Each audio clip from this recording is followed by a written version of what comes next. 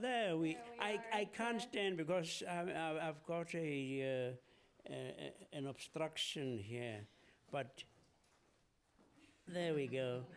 And I notice, you've got a glass of water, I've got a glass of water. But then you have dried fruit. And that's for you. Why do you rate dried fruit and I not? I brought this for you because Oh, your office told us that you love dried mango. Oh, you beautiful thing. Oh, you are a star. Can we say a prayer first? Yes, please. Come, Holy Spirit, fill the hearts of thy faithful people and kindle in them the fire of thy love. Send forth thy Spirit, and they shall be made, and thou shalt renew the face of the earth. Amen. Amen. You don't know it, but I've been trailing you for years, waiting for this moment. So, I was with some Episcopalians last week, and including Brenda Husson, and I think were you just at St. James? Yes, we were at St. James's. Yes. They asked me this question. People always ask me, "Who's the person in the world you'd most like to interview?" And I always said Desmond Tutu, and I'm getting him in 2 weeks. Thank you. You know, I did. Several years ago, we did a beautiful show on Truth and Reconciliation with Charles Villavicencio and Pumla Gabodamada, which was just fantastic. But this was, it was right as the commission was ending. It was in the early... 1998. Or maybe the reparations documents were coming out. It wasn't that long ago. It was maybe 2001, 2003. Yes. 2003 was about when, something had just... Our government they were incredibly lousy, in their response. Yeah, right. But it would have been about 2003. I think that's when it was. I want to ask, before we start, I want to hear you say apartheid. Do you say apartheid or apartheid? Apartheid. All right. And do you say Rosa? Oh. I can do almost anything, but I can't. All right. I'll say Rosa, and you say it correctly. Yeah, well, actually, you are very close. All right. Yeah, closer. All right. If you say that quickly, they just might miss out. All right. That you didn't get the click. Yeah. Are your teeth in place? Well, where should they be? Because with quite a few of this one is a dental click. Where are you? Oh.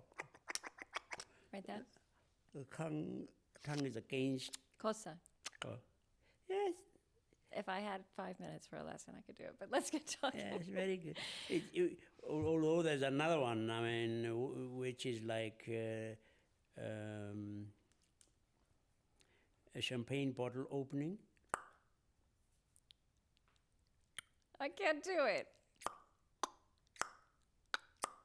Is that in Cosa? Yeah. Cosa? Oh. Oh, okay. I'll let you be the one who says it correctly. Can we start? All right. And where's the clock so I can watch time? All right, good. So, you were born in 1931. It was very interesting to me to look at these dates and realize that you were a teenager when the nationalists assumed power in 1948, which is, it's a tumultuous time in a person's life anyway. And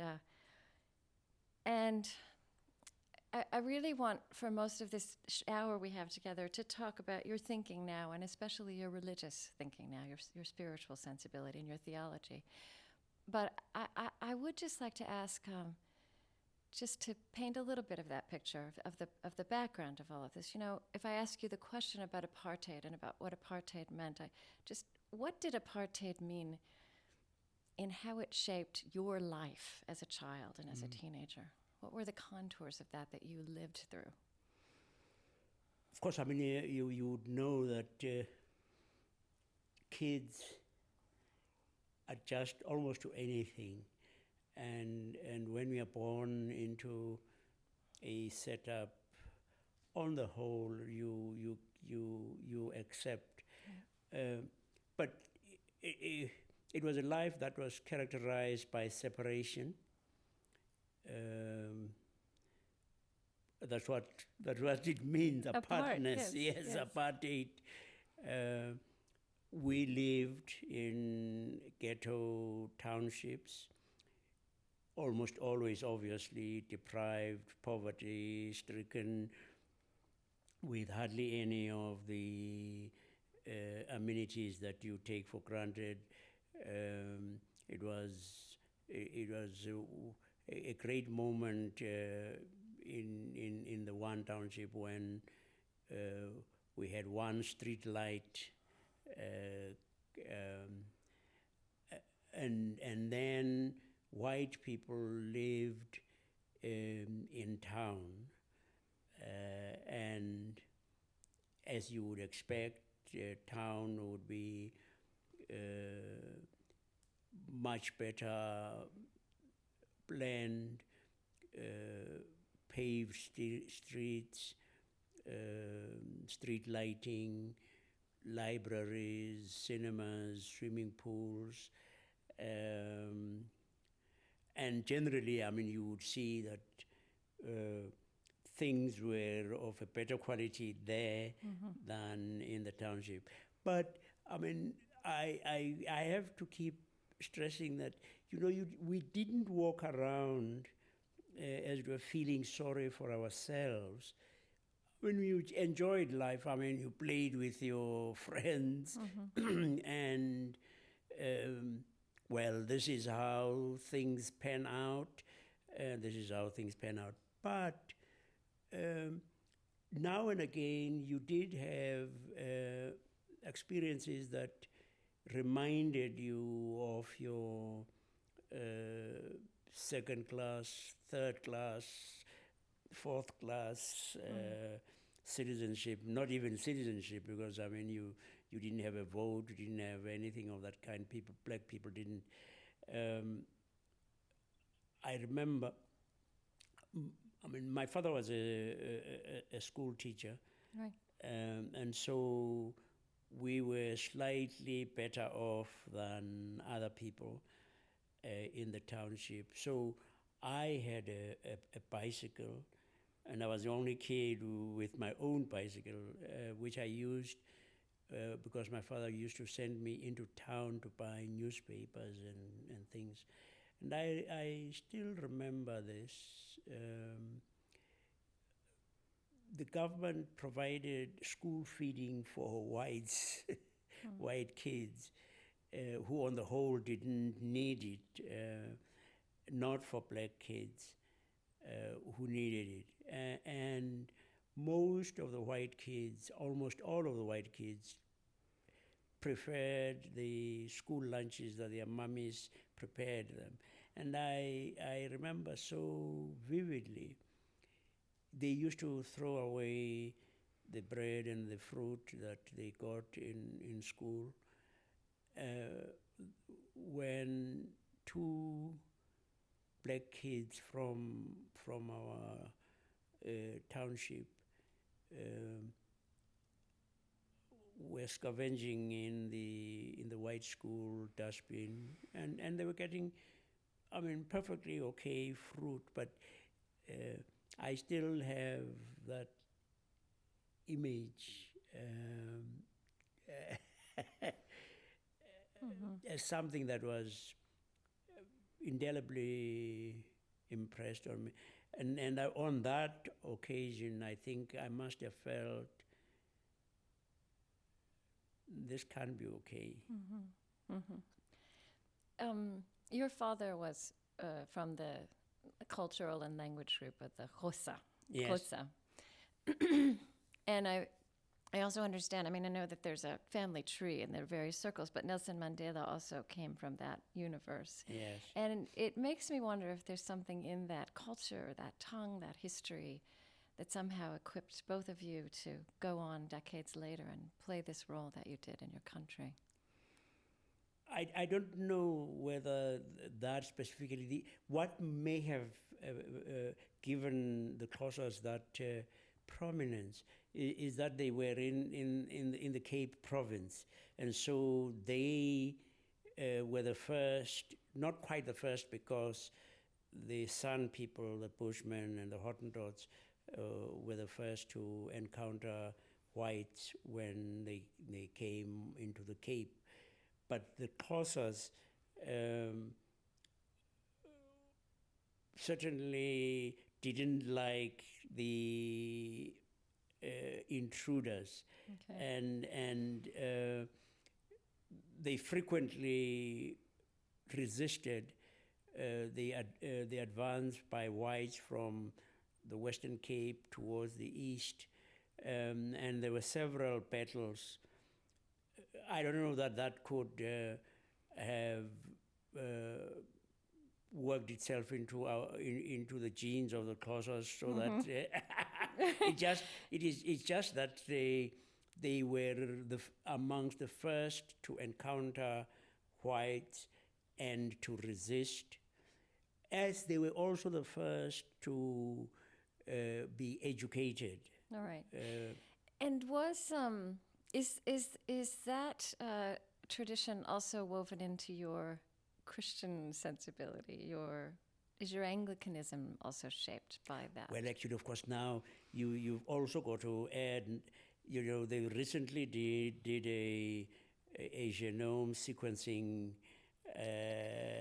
and found that through my mother, I'm related to the San people, who are the earliest inhabitants of Southern Africa, and probably some of the earliest human beings.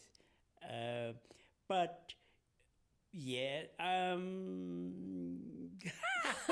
Okay, all right. I don't. I think. I mean that the later resistance was because of various factors. Mm-hmm. The people who influenced me, the schools that I went to, and getting. At one time I worked for the World Council of Churches, and we were based in London. We were a team. I came from Africa. There was someone from Taiwan. There was someone from Malaysia, someone from the States, and then someone from Latin America. And he introduced me to Latin American liberation theology, and all of the and working for the organization we worked for was called the Theological Education Fund of the World Council of Churches. I came to visit for the first time in the United States, and here encountered black theology. So all of that mix was a very significant part of what helped to open my eyes. Mm-hmm. And as I steeped myself in your story, I was so struck by the echoes of Dietrich Bonhoeffer, theologically, both in terms of your life and theology, the echoes and the parallels. And I had actually forgotten that, we did a program on Bonhoeffer a few years ago, and I interviewed Martin Doblmeier, and that you were actually part of that project. We had your voice in that program talking about Bonhoeffer. But even before I knew about that direct link, there are very strong echoes of this German theologian who eventually became involved in a plot to assassinate Hitler. And it seems like you also found yourself in a place and time where you were called to a very extreme understanding of, as the bracelet says, what Jesus would do. Yeah,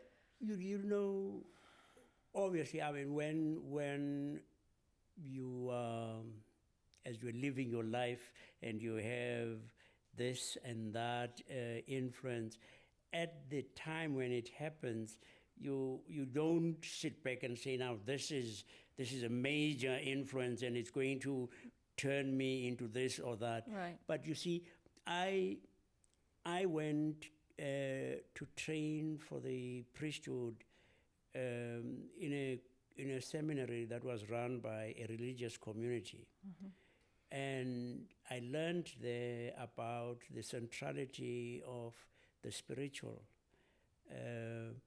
And one of my mentors was Trevor Huddleston, who was just an incredible human being.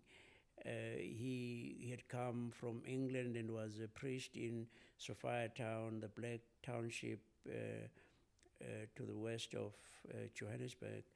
And when the apartheid government wanted to destroy Sophiatown, he was amongst those who resisted like nobody's business. But he was fantastic. I mean, you know, he very compassionate, very gentle, very caring, and yet it also got this very strong side of opposing injustice and oppression. And those are people who touched my life. And mercifully, there isn't anything like the so-called self-made person. Right. You had spiritual companions. Yes, I mean, they are more than that. I mean, they are people who helped to form me. And then discovering that the Bible could be such dynamite. I mean, I subsequently used to say, you know, if these white people had intended keeping us under, they shouldn't have given us the Bible, you know, because, whoa, I mean, it's almost as if it is written specifically just for your situation. I mean, the many parts of it that were so germane, so utterly to the point for us. Can you recall one of those early discoveries of the Bible as dynamite, some teaching that you suddenly saw as so relevant?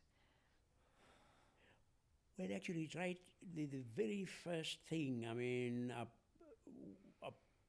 when you discovered that apartheid sought to mislead people into believing that what gave value to human beings was a biological irrelevance, really, skin color or ethnicity, and you looked and you saw how the scriptures say it is because we are created in the image of God, that each one of us is a God carrier, that no matter what our physical circumstances may be, no matter how awful, no matter how deprived you could be, it doesn't take away from you this intrinsic worth. It's a worth that, as it were, comes with a package. And one saw just how significant it was. You know, I although I was a bishop, I was working now for the Southern Council of Churches and had a small parish in Soweto. Just how exhilarating it would get.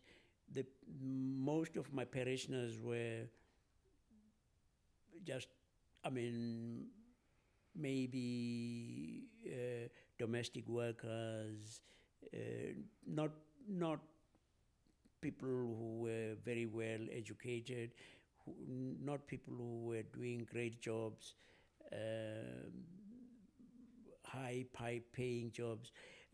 But I would say to them, you know, Mama, when they ask, who are you?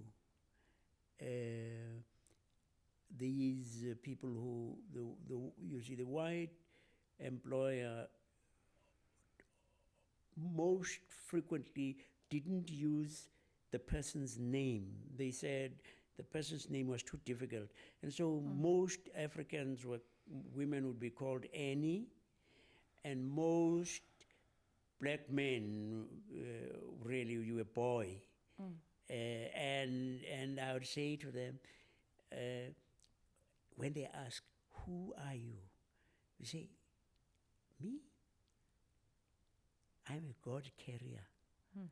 I'm God's partner.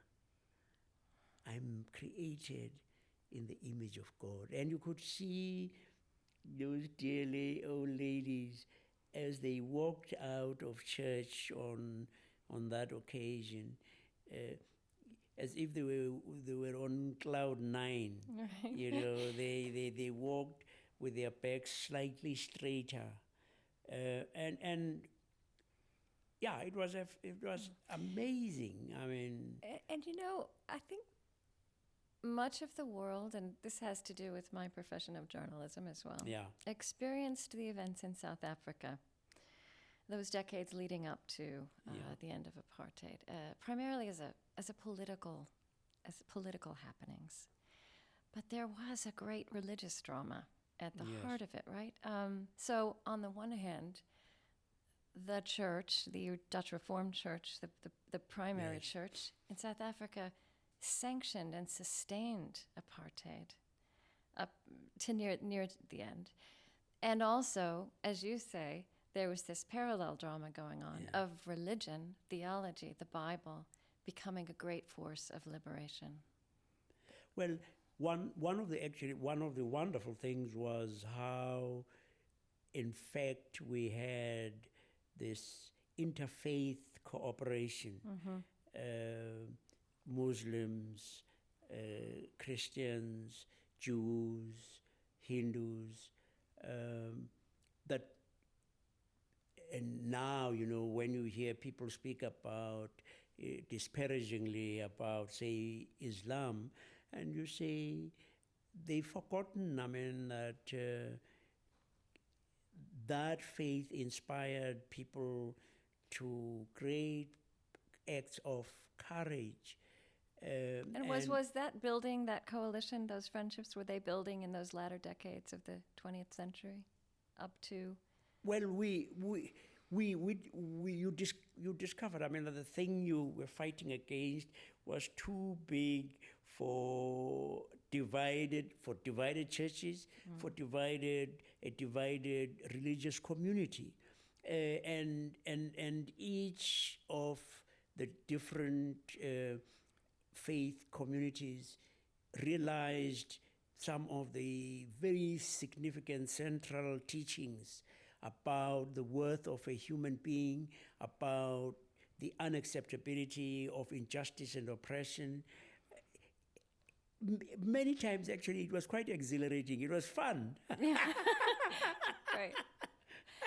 Well, and then there was that momentous occasion, I think, was it 1990, when there was the first conference in 30 years to bring together the Dutch Reformed leaders with these other churches.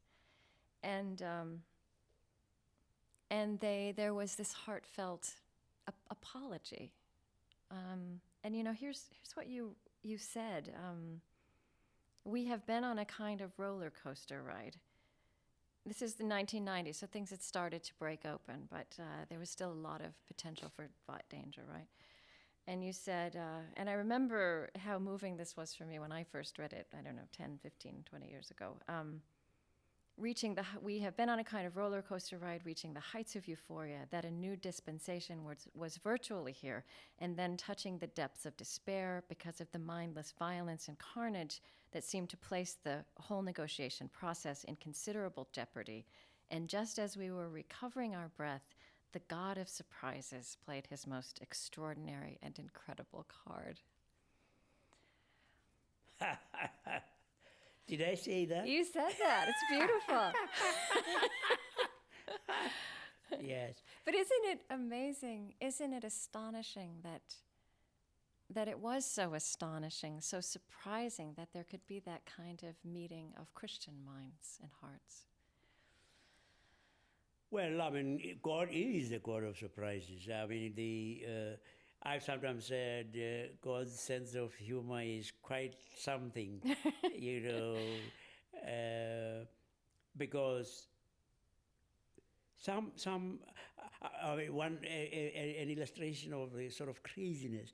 They, they, they had dealt with somebody called Beyers Naudé. He was an Afrikaner who at one point said, no, apartheid can't be justified scripturally. And for this, he was turfed out of his church. I mean, they expelled him because they said he was a traitor. And so he joined up with blacks and others who were opposing. When freedom came, there was a road in Johannesburg that had been named after D.F. Malan, the first apart in 1948. Malan became the first nationalist prime minister, and so they had this D.F. Malan driveway.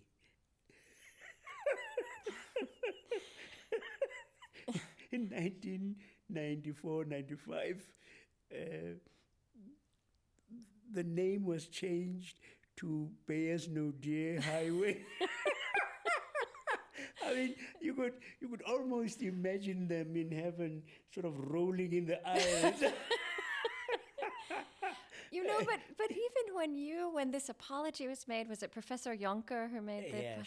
and which was very dramatic, but there was controversy within also among the Yes, religious people yes, around you yes. because you accepted his apology, you forgave him. Well, it was probably being somewhat presumptuous. I mean, accepting you don't be. And I said, I mean, you can't just sit.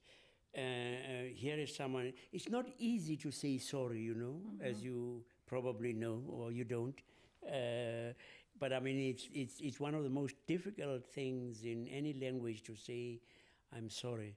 And here he was in this public arena. We were having this conference in Rustenburg, and I did turn to Frank Chikane, who at the time was the General Secretary of the Southern Council of Churches, and I said, man, you know, we can't just sit. One of us has got to respond to this. And he said, well, yes, okay, yes, you should. So I got up and I accepted it and said, I mean, you know, we belong in a community that has a prayer that speaks about forgive us our sins as we forgive. And it's going to be very tough when someone asks to be forgiven and we refuse to forgive. But many in the Black Dutch Reformed Church were very upset because they said the white Dutch Reformed Church had played ducks and drakes with them. And this was almost letting them off too lightly. Right.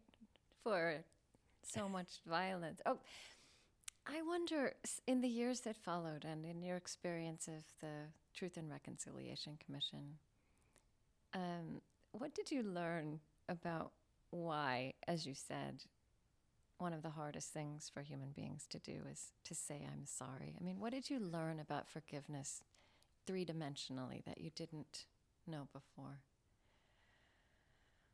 Well, one was that I was amazed, first of all, at how powerful an instrument it is being able to tell your story.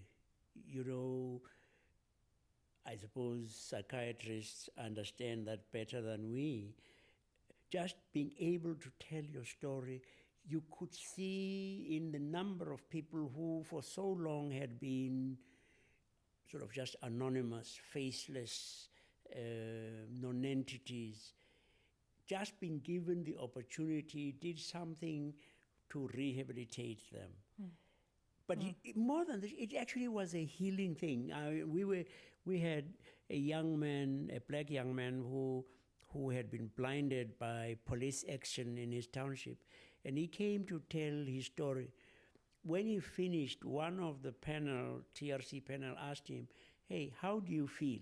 And a broad smile broke over his face, and he was still blind, but he said, "You've given me back my eyes," you know, and you know, you felt so humbled that people could feel that was how the healing for him would have taken place. But you know, one of the things that constantly amazed us was the remarkable magnanimity of people. All people, black, white, Africans, and Americans. I mean, I think you know the story of Amy Beale. Right, the young woman who was You killed. know, Amy Beale was a Fulbright scholar who went to South Africa. She'd been very active in the anti-apartheid movement here. On one occasion, she was working at a university in the Western Cape, and she took a black colleague back home. She gave this person a lift in her car, and as these things sometimes happen, there was a demonstration going on in the township by a group that was somewhat extremist, who had as one of their slogans, "One settler, one bullet." And they saw this car with a white young woman, changed, and she got out of the car thinking she could outrun them. She didn't. They overtook her and they stabbed her, stoned her, they killed her quite gruesomely. Her parents came and supported the granting of amnesty to the young people who had killed their daughter. But with that, more than that, they founded the Amy Beale Foundation, which is still working in South Africa, and employed some of these people who had incredible. I mean, human beings can leave you speechless, really, by the remarkable things that they. I mean, they can leave you speechless by the horrible things they do, Right. but they also leave you speechless with the incredible things. I mean, the generosity of spirit that people have. You would think that sometimes there are things that are unforgivable, and you say, I mean, no, not this. And we saw so many times people who ought to have been bristling with bitterness and anger, when they meet the perpetrator, actually being able to embrace. And you were asking about the difficulty. Yes, it is difficult, but when we started, we looked at the legislation, and the legislation did not require a perpetrator who applied for amnesty to express even remorse. It just said that this thing should have happened within a prescribed period. It should have been politically motivated, and all the whole thing about proportionality. And if those conditions were satisfied, the person is granted amnesty. And we were very upset and said, but I mean, why not say they've got to say sorry or something? Right. But we discovered, I mean, that actually the legislators were a lot smarter, because had they insisted that it was a condition to get amnesty, each time somebody said, I'm sorry, I'm very sorry, we would have said, he's just putting that on. Right. As it happened, despite the fact that it was not a requirement, when people were applying for amnesty, almost always they would turn to the victims or the survivors or the family, or if the person had been killed, and they would turn to them and say, please, we know it's very difficult, but please forgive. And as I say, almost always the victims would. And, you know, in conversations I've had across the years with people who are around the Truth and Reconciliation Commission or involved in it, they also talk, though, about it was truth and reconciliation, and that those are different things, and that they also learned about the distance that has to be walked between truth and even forgiveness and reconciliation, which seems to be so much, to need so much time. And I wonder where your thinking and your experience is now on that. Has reconciliation come to South Africa, or what is the process that's playing itself out now? I've always given people the example when they ask that question, as they would, ask, have you achieved reconciliation? And I say, just look at Germany. West Germany and East Germany were separated maybe, let us say, 50 years. They speak the same language. They are the same ethnic group. Go to Germany even today and ask, has reunification helped? Are you reconciled? And it's amazing, I mean, to discover that they are still alienated from one another.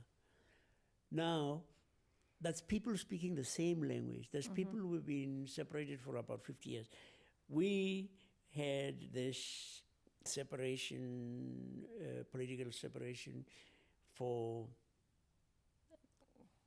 3 centuries. And it was a much more violent and brutal separation. About 300 years. We now have 11 official languages. So you can see, I mean, how many ethnic groups we have. To have expected that we would achieve reconciliation is the height of naivety, I think. The act that set up the Truth and Reconciliation Commission has as its title the promotion of national unity and reconciliation. It says the promotion. Right. It doesn't say the achievement. It's a process you're setting in motion. That reconciliation is a process. It's not something that is just an event. And we constantly were saying it is a national project where every South African has to make their contribution, and it is a process. Not even the best commission could have achieved it for us. And how, for me, although I don't know how to analyze this, but it seems obvious that there is a lot of violence in South African society right now, and that that violence is connected, as you say, to these 300 years that couldn't possibly be resolved by the commission. I mean, how do you think about what's happening now and that as part of this, I don't know, project? Yes. I think, I mean, that we have very gravely underestimated the damage that apartheid inflicted on all of us. You know, the damage to our psyches, the damage that has made. I've often told people a story that, it shocked me. I went to Nigeria when I was working for the World Council of Churches, and I was due to fly to Jos, north in northwest, and so I go to Lagos Airport, and I get onto the plane, and the two pilots in the cockpit are both black, and I just grew inches, you know. It was fantastic because we had been told that blacks can't do this. Right. And we have a smooth takeoff, and then we hit the mother and father of turbulence. I mean, it was quite awful, scary. Do you know? I can't believe it, but the first thought that came to my mind was, hey, there's no white men in that cockpit.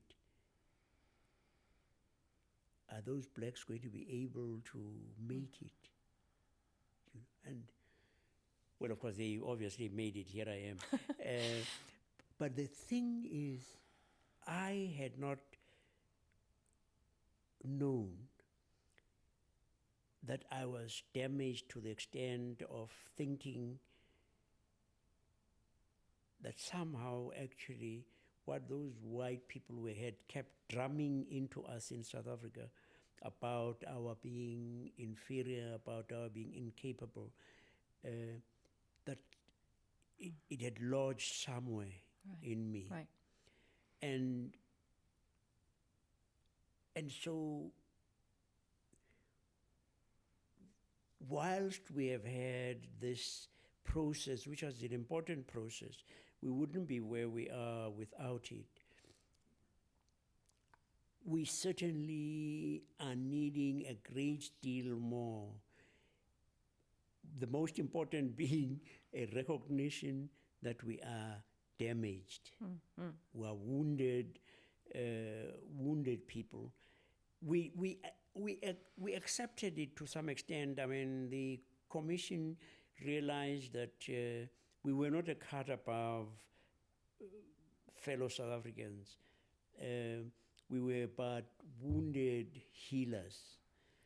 And, you know, we used to make sure when we had these public hearings that the furniture that demonstrated it, we didn't sit on a platform higher than the victims. You're saying we, the black and colored majority of South Africa, yes. But I mean, the commission was made up of all sorts and kinds and sorts.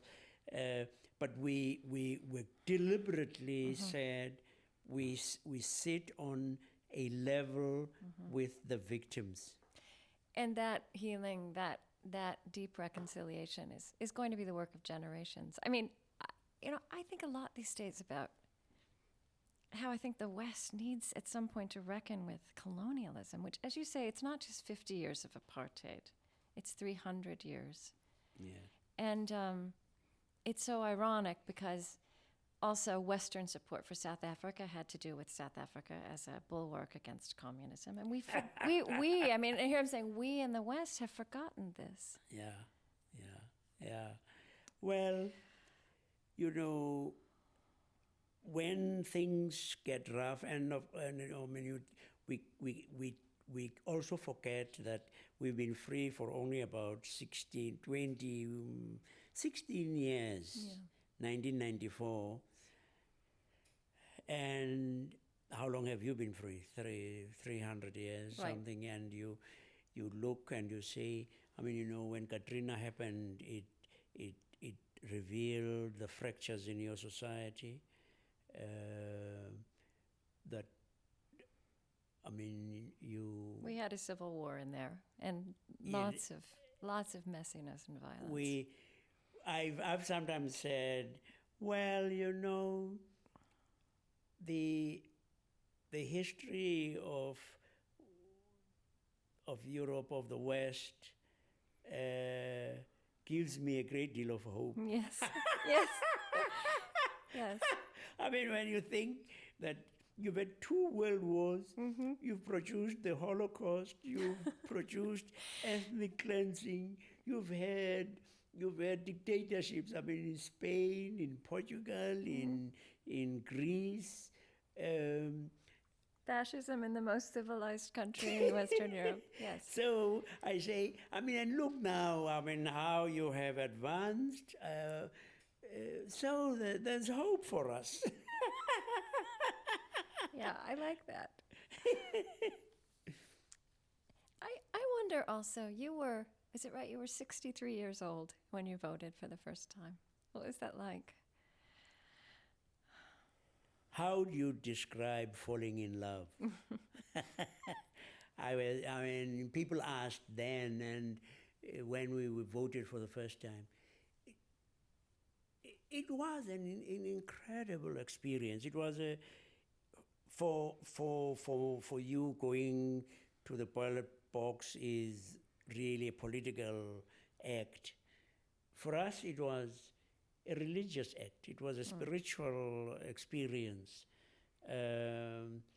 because you walked into the polling booth, one person, with all of the history of oppression and injustice and all the baggage that we were carrying, and you walk and you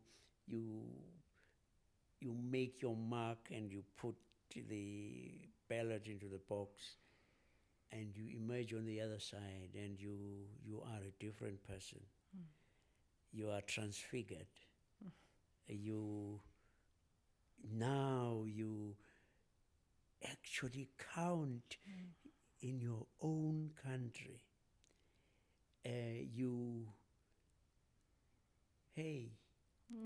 I mean, it really was a Cloud9 experience.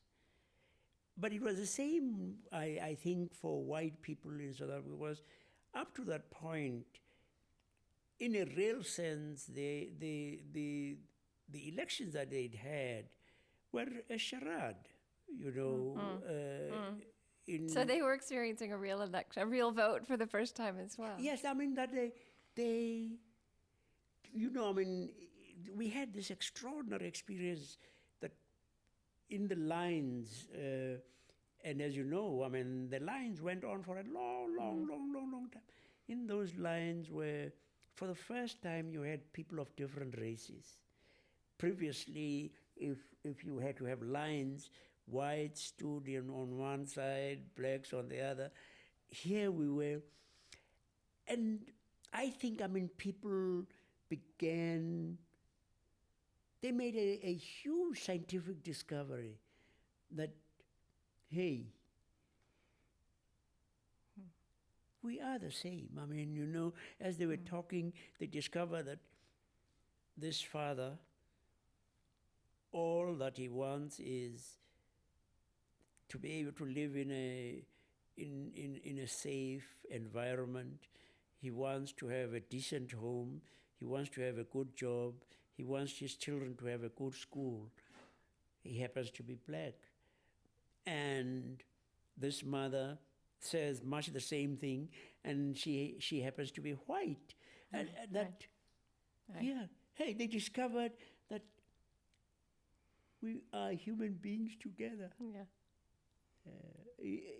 But it was an amazing. I mean,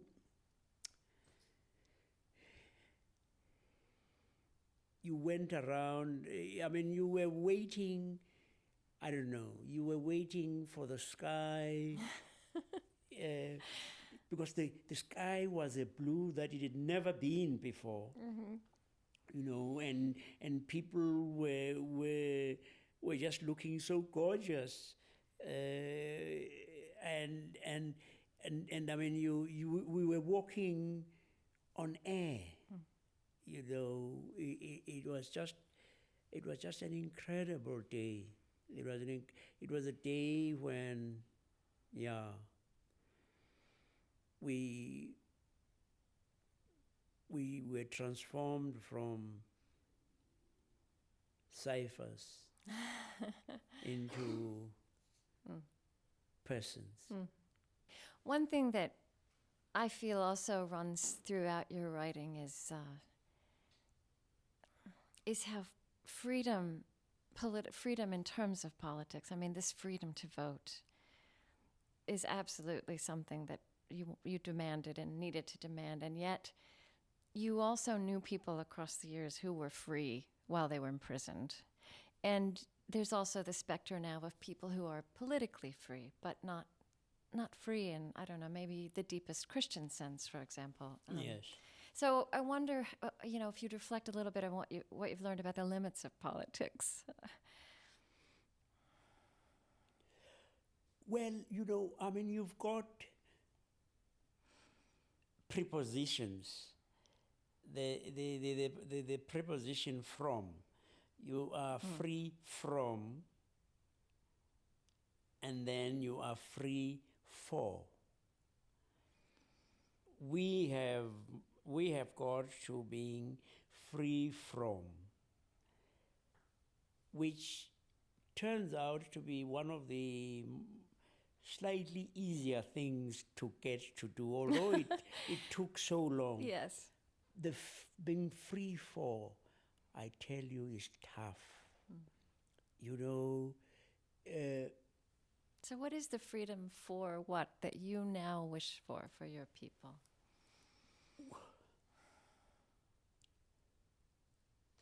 I think many of us who were involved, I often say, you know what, we didn't struggle in order just to change the complexion of those who sit in the union buildings. The union buildings are something like your, Capitol and so on, yeah. It wasn't to change the complexion. It was to change the quality of our community, society. That we wanted to see a society that was a compassionate society, a caring society, a society where you might not necessarily be madly rich, but you you knew that you counted. And I don't sorry, I don't think we've got we've got a number of the things, sort of material political things. Not all of them. I mean, we have levels of poverty at home that are unacceptable. There's a crime, there's disease. But we still do not, I think, have the kind of place where you say, I really am proud to be here. I know that even when I don't have a big bank balance, I count, I matter. I don't think we haven't got what we have found is that original sin actually doesn't know very much about racial discrimination. Original sin infects all of us. I mean, when you see how so soon, I mean, people have become corrupt,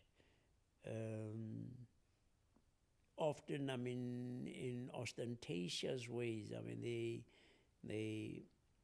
they become very rich. There are people who have become very rich. Some in legal, acceptable ways, others not. Right. And it leaves you feeling sad, you know. And then we've also done some strange things with regard to some of our foreign policy decisions, you know. Yeah, so there's the politics does have its dark side. You know, words that you use like hope, and hope as opposed to optimism, I'm with you there that it's different, and goodness, which is in the title of this new book you've written with your daughter, Mapa. Let's say, as a journalist, it's very hard to make those words as interesting, and to make those words and the people you're pointing at and the situations that are attached to those words, to make them seem as telling, as substantial as violence, injustice, evil, war. Have you thought about that? Well, yeah. I mean, that they maybe they're not always easy to define. But I have to say, you know,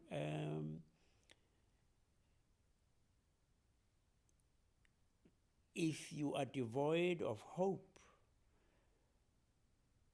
then roll over and disappear quietly. Hope says, man, hey, things will be better because God has intended for it to be so. You know, that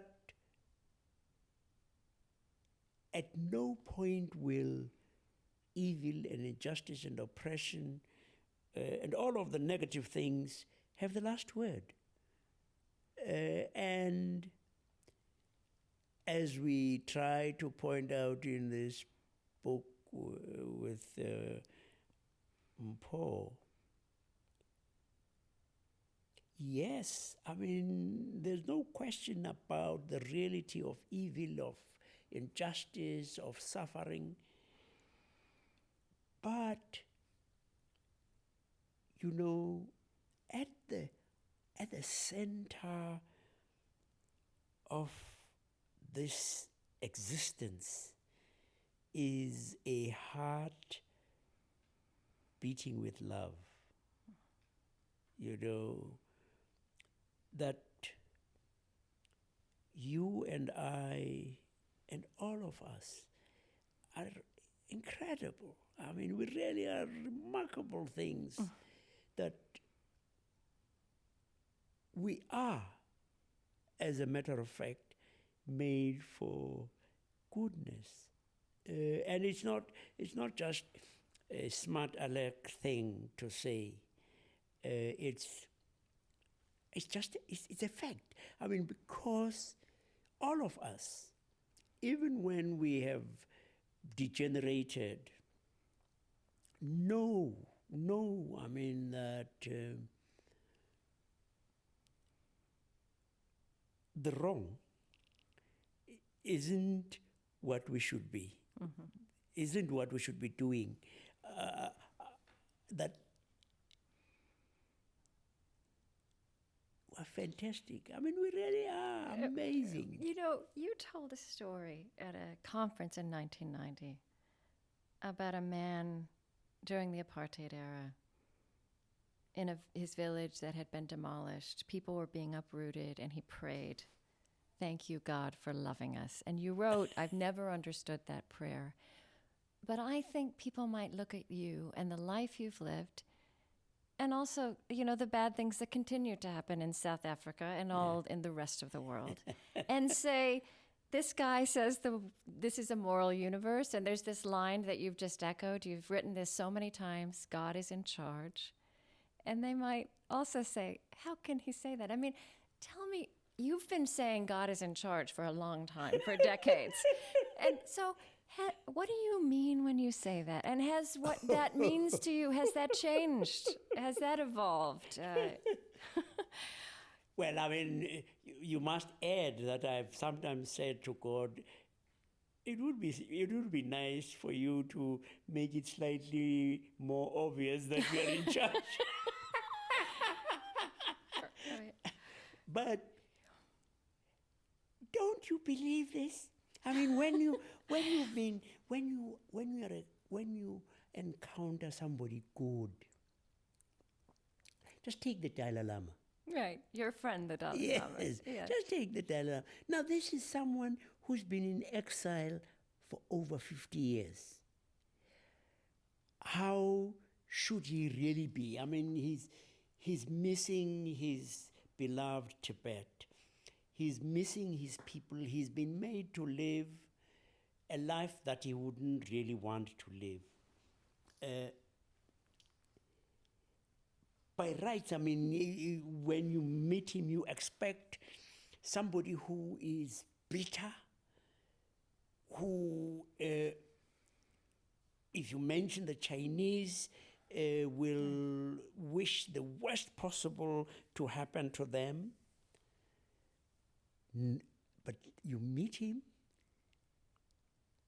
he's actually quite mischievous. I mean, he's fun, he's laughing, and people flock to hear him. And you know, I mean, he doesn't even speak English properly, you know. And they still flock to hear him. So I'm not, I mean, I must tell you, I'm not jealous. But I mean, look at the number. I mean, he can fill Central Park. Mm-hmm. So, this is another question I wanted to ask you. I've talked about, how has your sense of reconciliation developed, and, how has your sense of Christian truth, evolved through experiences you've had coming out of apartheid with the Nobel Peace Prize? For example, your friendship with the Dalai Lama, this great Tibetan Buddhist leader. What's that? Do you really think that God would say, Dalai Lama, you really are a great guy, man? Sure. What a shame you are not a Christian. I somehow don't think so. Mm-hmm. I think, God is just thrilled because no faith, not even the Christian faith, can ever encompass God. Or even be able to communicate who God is. Only God can do that. And this is a big subject introduced right here at the end, but does it strike you the irony that in many ways the British were very complicit in these 300 years that your country is now recovering from, and you are an archbishop in the Anglican Church. Isn't that another example of God's sense of humor? It's pretty amazing. It's amazing. And I'm also very intrigued because that church now globally is very divided over issues of sexuality, and you have applied your experience in apartheid in a pretty provocative way. in terms of where you come out on that. The Anglican Church is a fantastic communion. It really is wonderful. I mean, at our best. I mean, it's a very untidy bunch of people because, you know, what is the line of command? It's made up of autonomous groupings of churches with the Archbishop of Canterbury, a spiritual head, but he has, outside of England, Right. he has no legal... Well, and now the African Church is going to lead into the future. And Well, you know, there are many in Africa, in the Anglican Church there, who hold views that I wouldn't hold myself over this. And I've often said, what a shame. I mean, well, really, what a disgrace that the Church of God, in the face of so much suffering in the world, in the face of conflict, of corruption, of all of the awful things, what is our obsession? Our obsession is not ministering to a world that is aching. Our obsession is about sexual orientation. I'm sure, I mean, that the Lord of this church, looking down at us, must weep and say, just what did I do wrong now?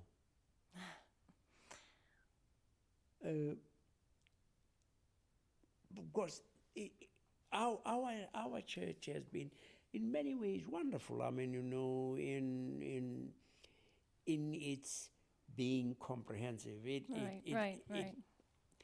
It's something that we've boasted about, the comprehensiveness of our church, where we say we hold points of view that are often diametrically opposed, but we remain in the same family. So your work continues, your work of reconciliation and... No, I'm retired. Well, you know, I have to say that in my notes preparing for this one, my young producer wrote, he keeps saying he wants to relax more. I can't tell that that's going very well, but I do wish that for you, and I am so grateful that you made this time for us. So I want to thank you, Desmond Tutu. It's been a real honor. Thank you.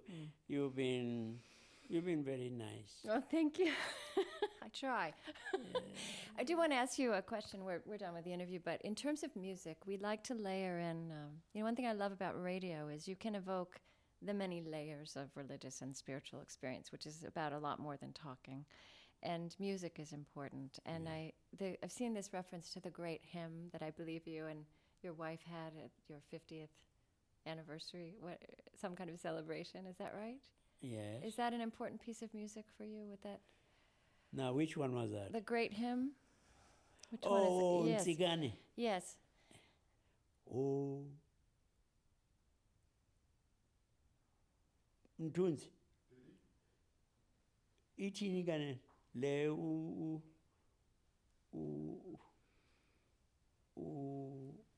uGeorge ayiqalayo. Ebethi igubu. Itsho ke. I'm trying to remember the lyrics.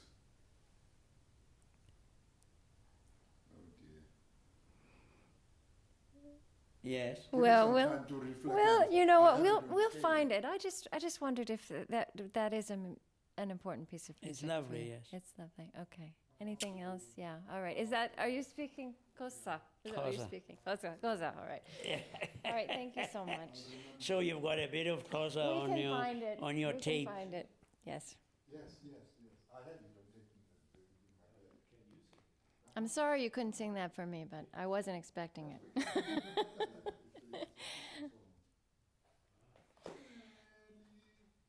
Ewe gqiba man. Ithini?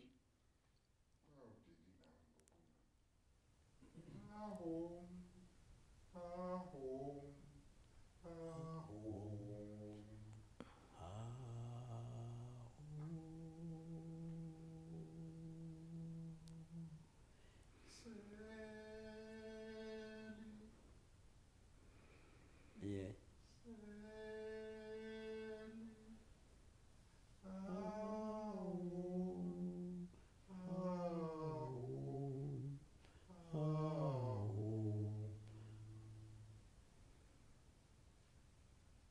Ithini? Ayiphelelanga apho. Ayiphelelanga. We're getting there. Da na na na na na na. Da na na na na. Da na na na na na.